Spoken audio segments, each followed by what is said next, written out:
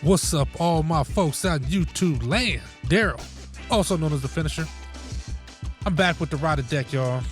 You see, I made a little progress. I got all the beams up, but I lost a section of the video. I don't know. I have no idea where it went, where I actually attached all these beams and got them fully prepared. But let me give you a little breakdown on where I am. All right, y'all. This is where I am right now. I got all these braces in.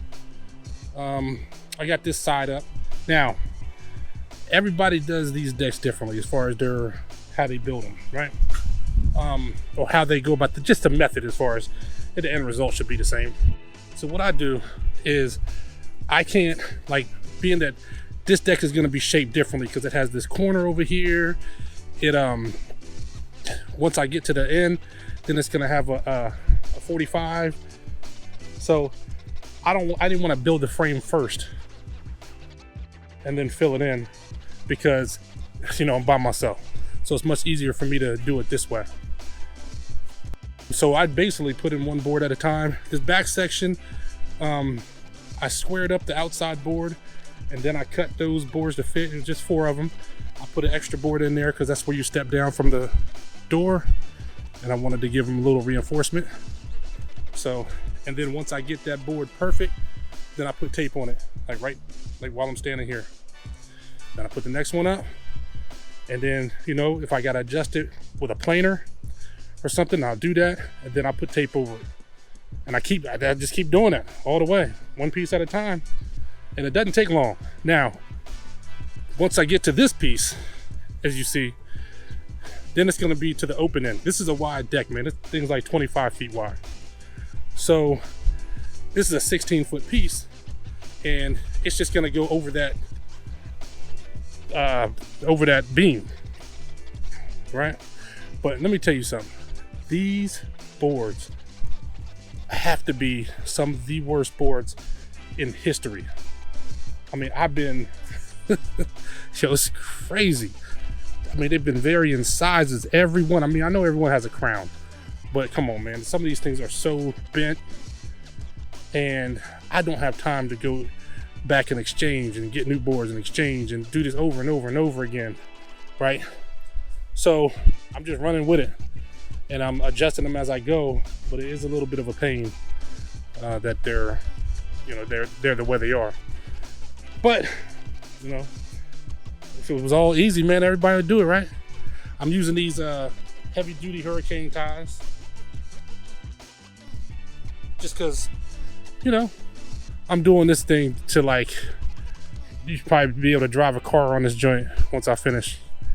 You'll be fine. So we'll see. These boards ain't bad. You see, I got these 3 up here for the other side when I start going over there. They're actually pretty solid as far as the same size. So, but these 16s I've been using, oh my goodness. So look at how this end comes in. I mean, what are we talking about? And I'm telling you, this one right here, this outside rim, it's level. Matter of fact, look, real time. Here is my level. I'll put it right over here. Boom. You can't get no more level than that, man. It's just when I measured this, this board right here, I might throw that one back to the, into the ocean. So we'll see, because it's like 7.5, dude. And I'm gonna have to shave at least a quarter off. It's just a pain. But like I said, I use a planer, put some tape over it, call it a day. So let's get to it. Now, I still have 2 more beams to add in. They're small beams, so you'll see the process in those because, I don't know, the footage I had for installing these beams disappeared. As you can see, I installed cross bracing from post to post. I used 2x6s, and it's that you have to do it, especially if you're gonna have a floating deck. Those cross braces are necessary so you don't get it going from side to side. You eliminate that sway. So this deck is as sturdy as it can possibly get. That's also the reason why I added extra posts. Why it took 18 posts to do this deck is so I had the posts lined up so that I could cross brace them from side to side. Before they weren't lined up with each post.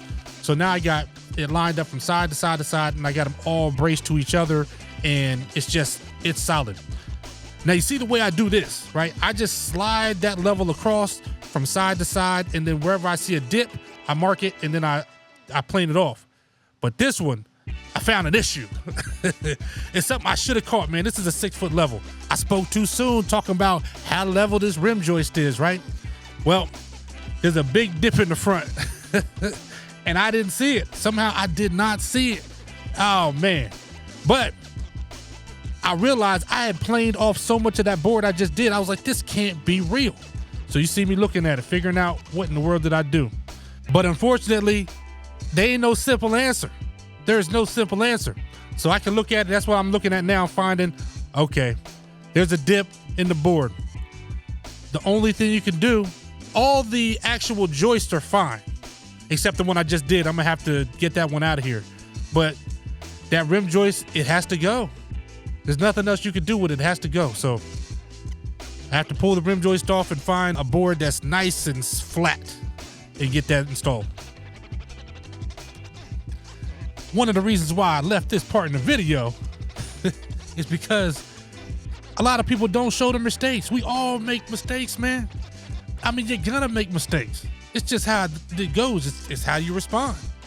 Or you're just gonna leave it there because you don't feel like taking it off, and you're gonna just, adjust all the joists and make them all too thin or do something crazy. Or you're just gonna take the time and you're gonna take your loss. You're gonna take your L. Come back like a champ, replace it. I tell you what, I know this board I'm about to put up, man, it's gotta be the flattest board I've ever seen in my life. I was like, I ain't doing that no more. And that's how we learn. That is how we learn. Some of y'all walk around like the master, thinking you show enough. You show enough, the Shogun of Harlem. You learn how to get the glow in your hands. Time's over, boy.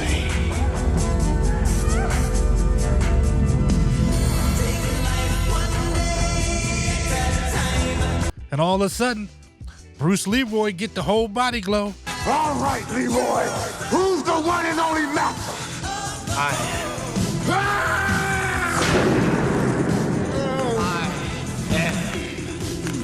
And now you find yourself just getting the brakes beat off you, trying to figure out how you got here.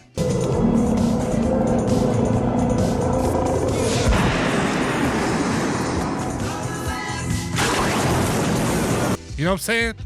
Shout out to The Last Dragon. I used to love that movie. The original mistake I made was that I started out, I had a 4 foot level out here, and I kept forgetting to bring my 6 foot level or the 8 foot level. I kept forgetting. So by the time I had it set, this is the first day I brought the 6 foot level out, and it was level in the spot that I checked, but I didn't check the whole thing. And that was on me.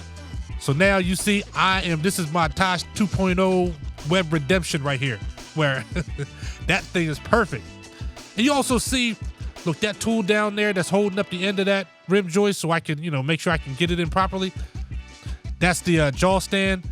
One day I'll do a video on it because that's probably my favorite tool that I have. Like, I have 2 of them and I keep them everywhere I go. You're probably wondering, well, when you did the beams, you didn't use a 6 foot level? I didn't. I used a string, so I leveled the entire beam at one time. And actually, the beams were good. Oh, and by the way, the beams are 2x10s. Yep, just 2x10s doubled up, tape on top, and the joists are 2x8s. And the way I get these joists level all the way across is that I take the level that I have, and every time I add a new joist, I slide it across, make sure they're all level. So all the ones behind it, the previous ones I installed are level. I'll slide it across, and anywhere where it's high, I make sure the crown is up. So anywhere where it's higher than the rest of the joist, I'll mark it out how wide that is, and then I'll shave down just in between those 2 lines. And it ends up working out great.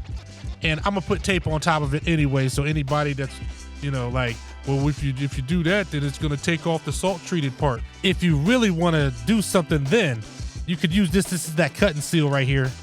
I use it to paint the ends of boards that I cut.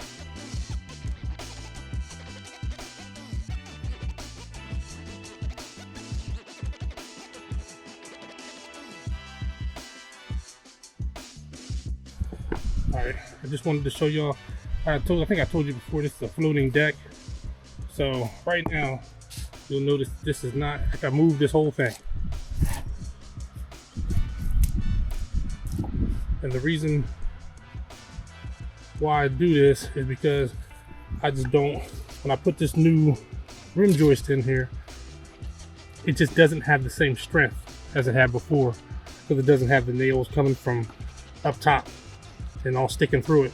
So kind of got to turn it into a floating deck. So it's just something I wanted to show you. Also, the way I have to square these up, you know, a lot of guys, when they do this, they got a crew, whatever. Some people will frame the whole thing, sit it on top of the joist, and just slide it into place. I can't do that. I kind of got to build it in place and then make sure I keep it square. And I use the, you know, the 3, 4, 5 triangle method to keep it square. So I take the first measurement I just did, I go over 3 feet. Then I take the second measurement, I come out 4 feet on the rim joist, and then from both of those points, it should be 5 feet in between. I did the same thing on the other side, and this is all based off the house.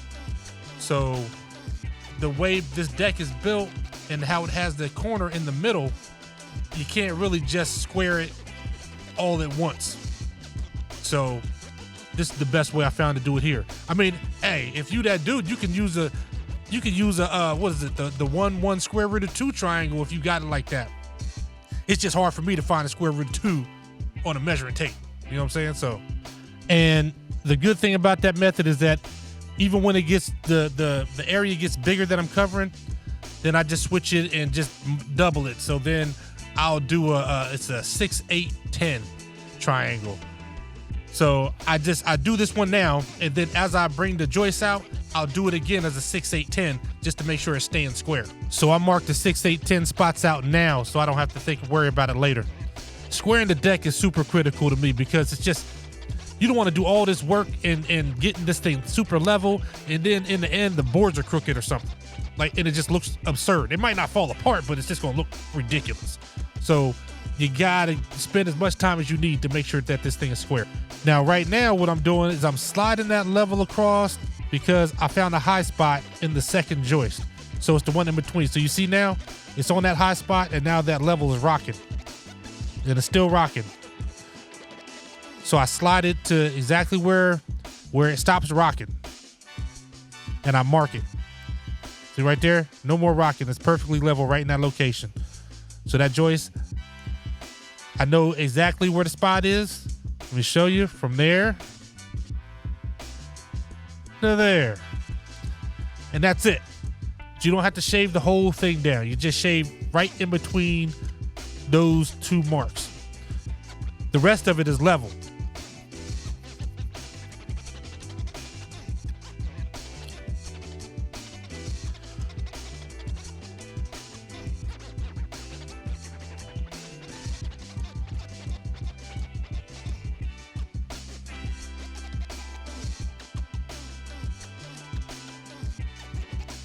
All right, now I get the level, put it back on there, and bam.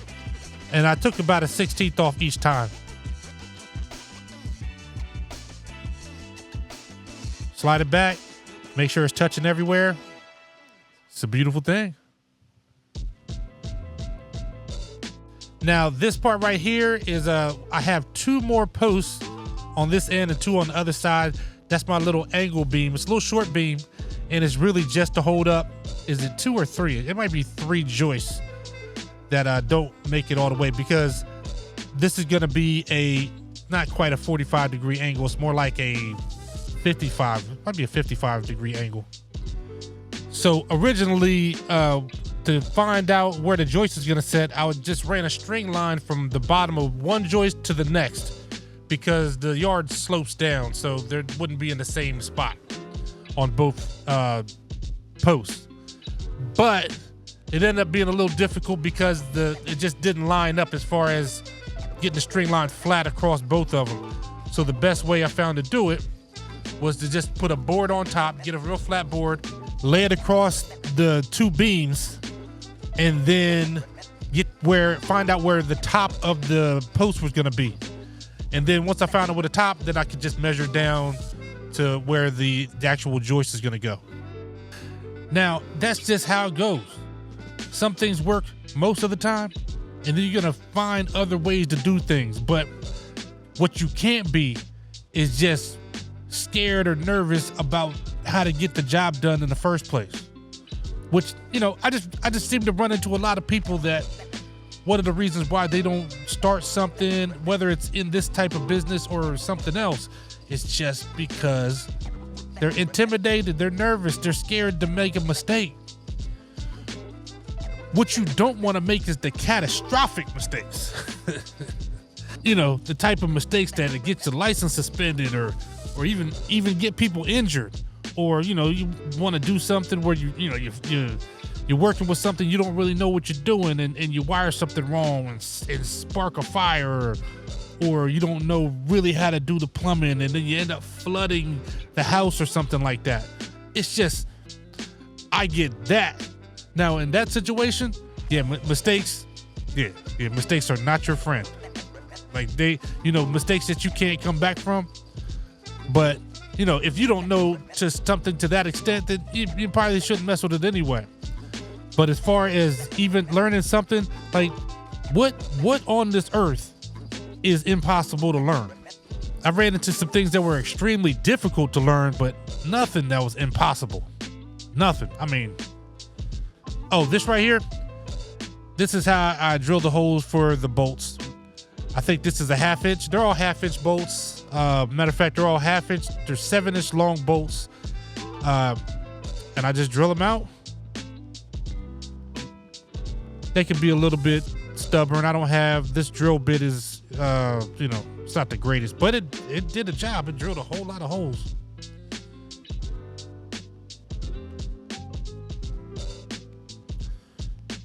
Said hammer the bolt through. And to screw all these down, I use a high impact torque wrench.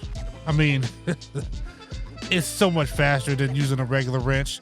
I mean, I really only have it for 2 jobs, and that's screwing these bolts in and changing tires.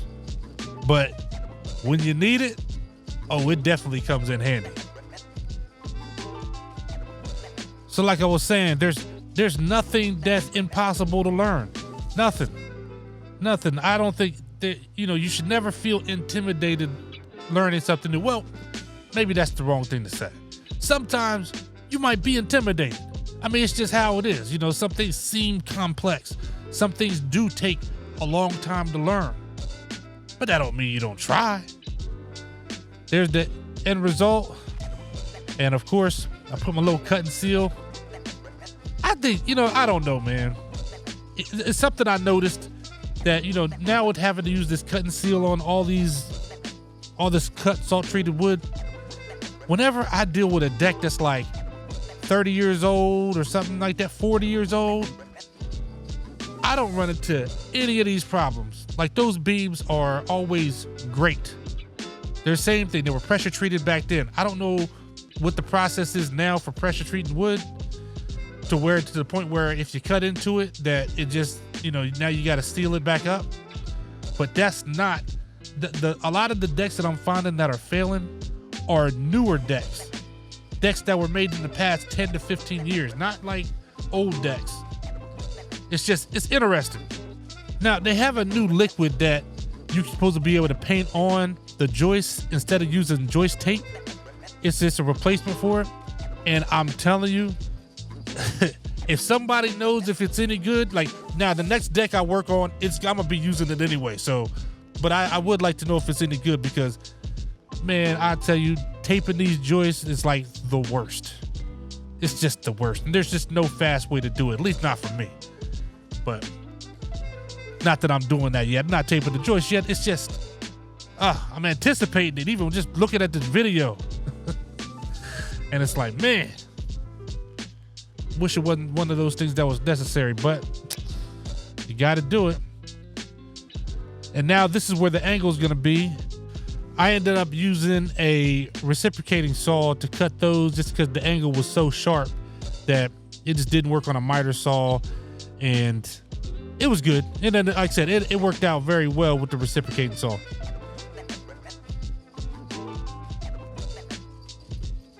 I basically just adjusted it to the lengths that I wanted, And then, you know, you got ready for the rim joist.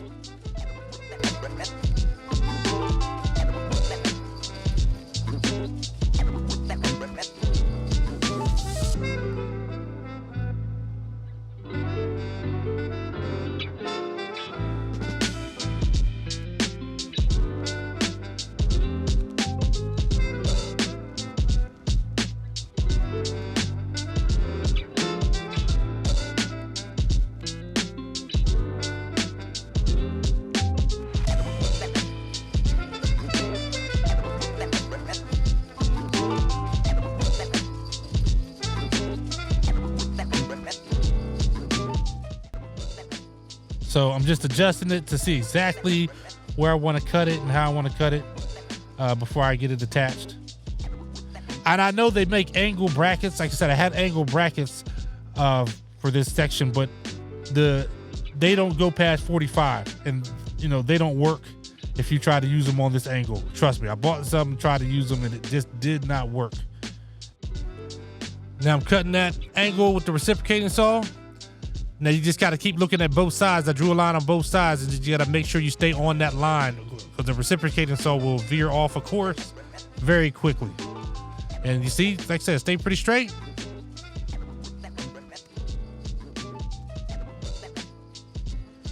Now I'm on the other side, same angle, and I've already cut the joist. So now just putting some tape on the beam so I can add this rim joist. So whatever you do, don't be scared to learn anything. Anything. Never hold yourself back because it's intimidating or it just looks scary, because you're gonna make a mistake. It's going to happen. It's just, are you gonna learn from it or are you gonna run from it? Right? I mean, this is your planet, man. You were put on here. We can learn anything. Anything that's available for us, and now everything we can learn is just there for us to learn. So I'm gonna get these rim joists done, and I actually ended up doubling up the rim joist just to make it fit better with the actual layout of my deck boards. But we'll do that in the next video. So thanks for watching. Stay safe, be blessed, and remember, if the trays don't work, nothing else does.